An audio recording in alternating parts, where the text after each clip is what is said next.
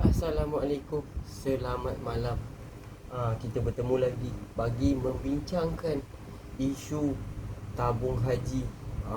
Kenapa tabung haji ni dah lama sangat salah urus takbir.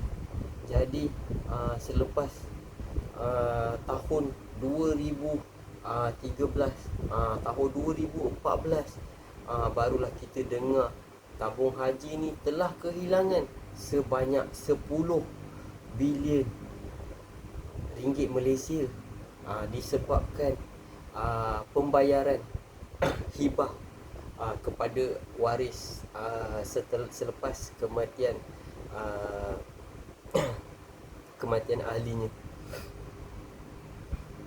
Jadi kenapa tabung haji boleh mendapat kerugian yang besar sedemikian?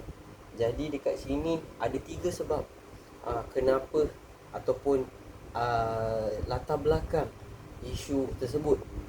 Yang pertama dia adalah result negatif. Prestasi kewangan menunjukkan result tidak terkumpul mula menjadi negatif atau terbeban akibat penurunan nilai aset. Jadi apa aset yang kita beli, dia akan depreciation ataupun dia akan susut nilai. Bukannya awak beli barang tu, awak jual balik harga sama. Itu bukan cara berniaga lah. Alright. Yang kedua dia, pembayaran hibah. Pengurusan ketika itu tetap meneruskan pembayaran dividen ataupun hibah kepada pencarum walaupun tidak mencatatkan keuntungan sebenar yang mencukupi, bertentangan dengan Seksyen 22 bracket 3 bracket A Akta Lembaga Tabung Haji 1995. Jadi pengurusan pun dah bincang pasal ni, dah buat kira-kira, dah dapat tahu dah, rupanya bukan keuntungan yang kita dapat. Kita tak balik break even pun, tak balik telur ayam pun. There's zero to be accomplished, to be achieved. Okay. Yang ketiga dia, laporan RCI, laporan Suruhanjaya Siasatan Diraja, Royal Commissioner Inquiries, yang meneliti operasi dari tahun 2014 sehingga tahun 2020, mendedahkan kerugian besar, transaksi mencurigakan dan kecuaian pengurusan. Jadi dekat sini kita nak ingatkan jadi kepada pakar-pakar ekonomi, tolonglah siasat kenapa masih salah takbir pengurusan syarikat, dan terutamanya yang berkenaan dengan warga negara Islam.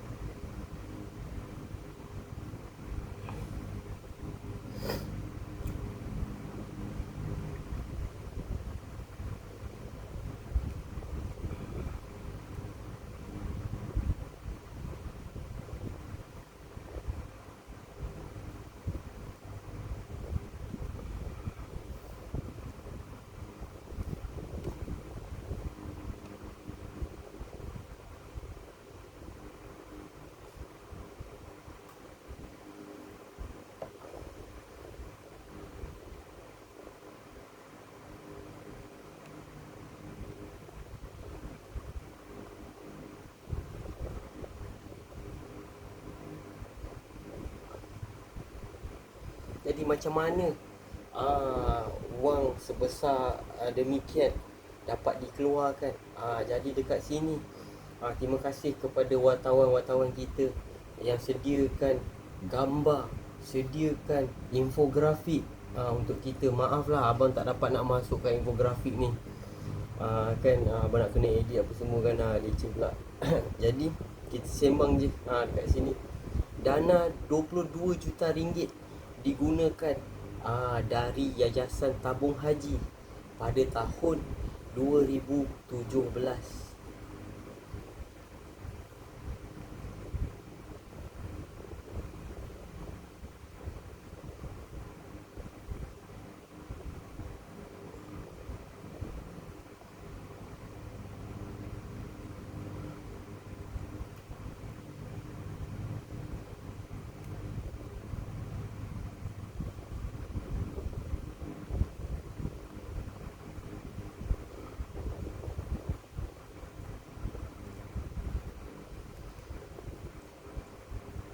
Jadi menurut laporan daripada Malaysia Reform, kan, hibah dibayar melebihi kemampuan keuangan.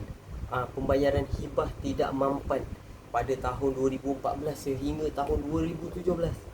Tabung haji membayar kadar hibah yang tinggi walaupun kedudukan keuangan tidak mengizinkan, menyebabkan rizab merosot dari tahun ke tahun.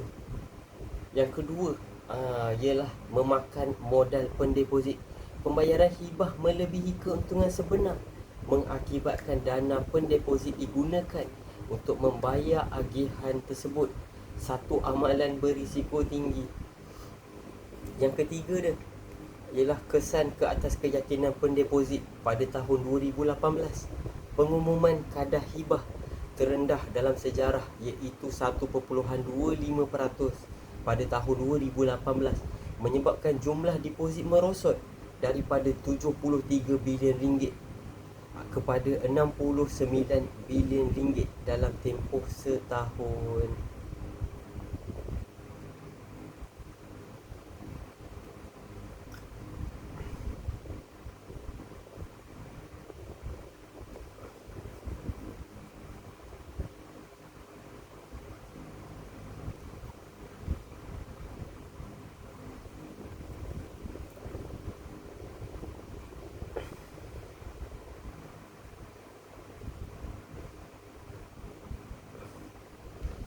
Jadi macam mana abang buat pengiraan kos operasi kan, ataupun kos seseorang untuk pergi untuk melakukan ibadah haji.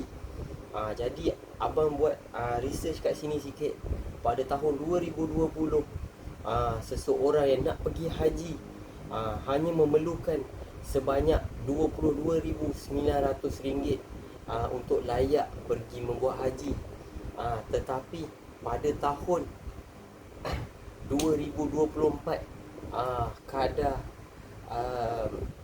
menunaikan haji telah dinaikkan menjadi kepada RM33,000 seorang, dan dijangka bakal menghentikan kadar tersebut pada tahun ini, tahun 2026.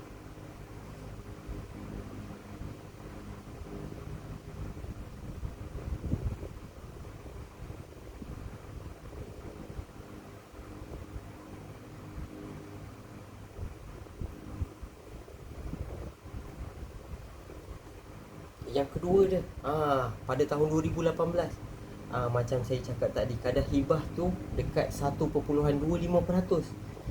Tetapi pada tahun 2025 jackpot guys, hibah tu jadi 3.5%. Kadar tertinggi dalam tempoh tahun 2025 guys. Sekian, terima kasih. Assalamualaikum, selamat malam.